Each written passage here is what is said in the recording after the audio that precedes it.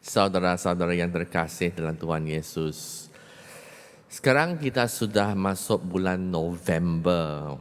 Cepat sangat kan? Belum rasa tahun 2020 start sudah mau habis ya. So, pada penghujung musim ya gereja, musim liturgi gereja, gereja menjemput kita untuk merenung tentang hari-hari yang terakhir, tentang penghujung riwayat kita. Oleh sebab itu, Injil hari ini mengingatkan kita untuk sentiasa bersiap sedia. Kerana kita tidak tahu bila kita akan dipanggil pulang oleh Tuhan. Ini adalah hakikat yang tidak boleh escape daripada semua orang. Apakah kebijaksanaan yang ada pada 5 orang perempuan tadi? 5 orang perempuan yang bijaksana itu tahu bahawa untuk menjemput mempelai laki-laki, iaitu untuk menjemput Yesus, mereka haruslah sentiasa berwaspada. Untuk sentiasa menyediakan hati mereka. Bagaimanakah kita boleh menyediakan hati kita untuk sentiasa mengingini Yesus? Macam pemazmur itu berkata, dia itu begitu merindukan Tuhan, macam gurun yang merindukan air. Bagaimana? Sedangkan dalam hidup kita, kita dipenuhi dengan penuh keperluan harian yang mengganggu, yang menjadi satu gangguan atau distraction kepada kita.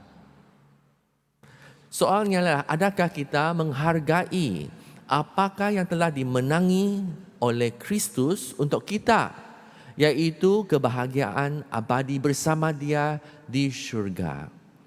Atau kita lebih menghargai kehidupan kita yang sementara waktu di bumi ini? Ini merupakan satu soalan yang cukup adil bagi semua kita untuk merenungkan.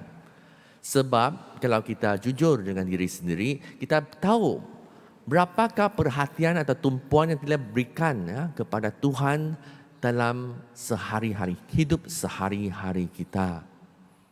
Adakah janji-janji akan syurga, akan kebahagiaan ini dengan Tuhan hanyalah samar-samar saja, tidak nyata di hati kita? Itu adalah satu kebijaksanaan yang kita perlu ada. Penghargaan kepada apa yang telah dimenangi oleh Kristus. Itu nombor 1.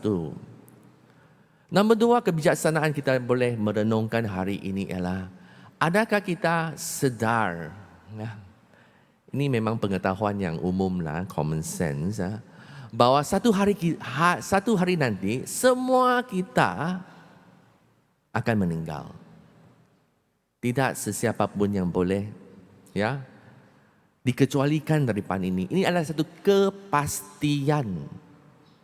Bila ini berlaku kita tidak tahu, tetapi dunia ini memang sementara, seketika sahaja. Saya masih ingat pada waktu saya masih muda, umur around 18 tahun, saya pergi berjumpa dengan seorang padri waktu saya menjalani satu retreat.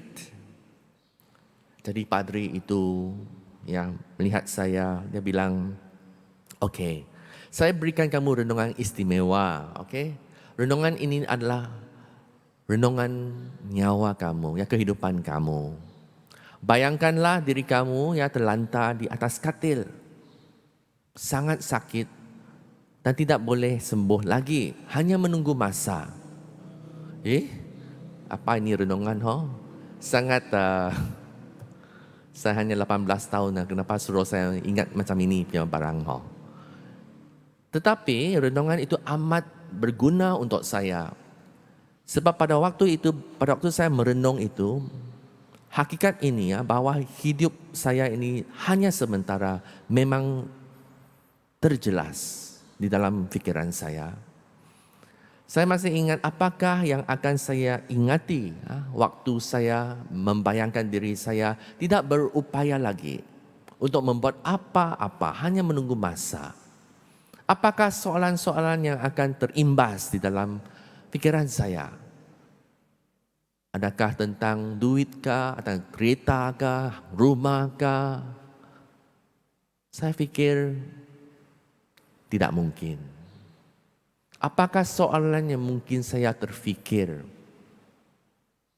Sudah tentu saya akan merenung. Apakah yang telah saya buat selama hidup saya ini? Sebab tiada apa-apa yang boleh diubah lagi.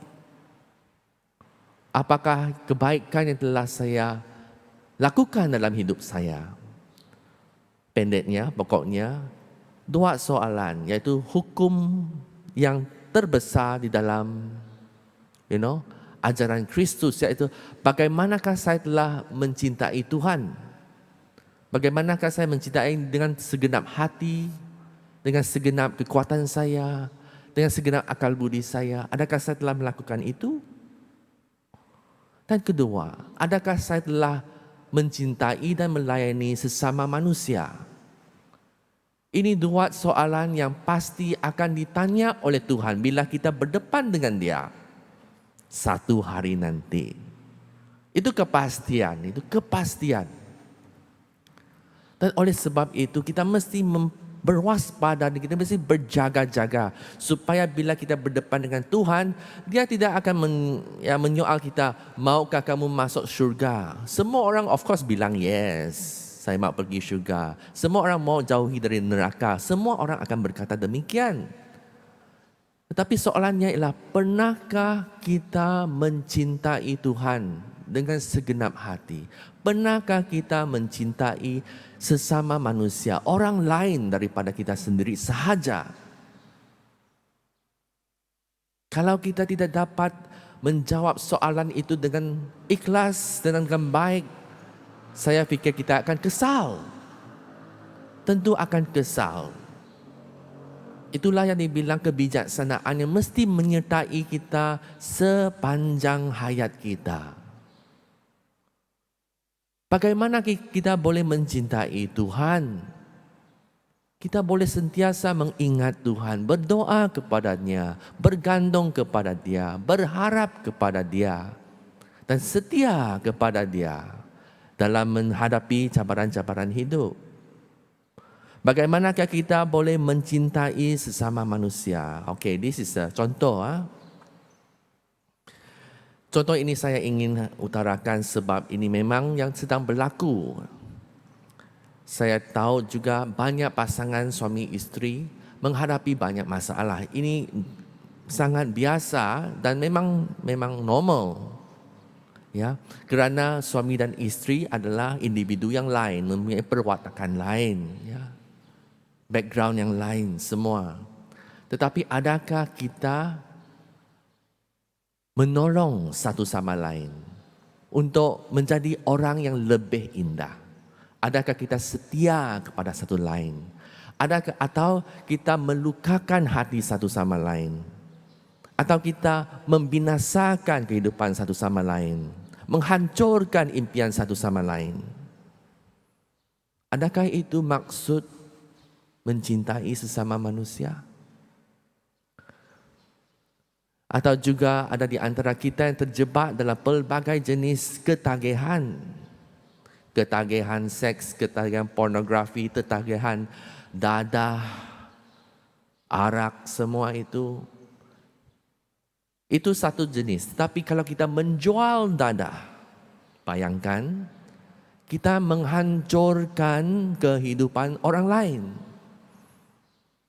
Tidak cukup kita menghancurkan kehidupan diri kita sendiri, tetapi kita juga menghancurkan kehidupan orang lain demi mengaut keuntungan. Adakah ini mencintai sesama manusia? Kalau kita terlibat dalam apa-apapun aktiviti macam ini, saya merayu, tolong stop. Tolong hentikan. Sebab inilah yang dikatakan bagaimana kita mempersiapkan diri untuk berdiri di hadapan Tuhan dengan tulus, dengan berani, dan dengan ikhlas hati. Kita boleh cuba, kita boleh gagal, tetapi kita mesti ada niat yang baik. dan kita berusaha bersungguh-sungguh. Hari ini adalah hari yang mulia kerana kita diberi satu pengajaran, satu kesedaran bahawa kita ini masih dalam perjalanan, masih ada pengharapan, masih ada peluang untuk bertobat, masih ada peluang untuk membeli minyak pelita kita sebelum terlambat. Baiklah kita dalam misa kudus ini berdoa kepada Tuhan supaya hati kita disentuh oleh Tuhan, supaya kita boleh merenung kehidupan kita dengan ikhlas, dan dengan membuka hati Tuhan boleh melakukan mukjizat di dalam hati kita. Semoga Tuhan memberkati kalian. Amin.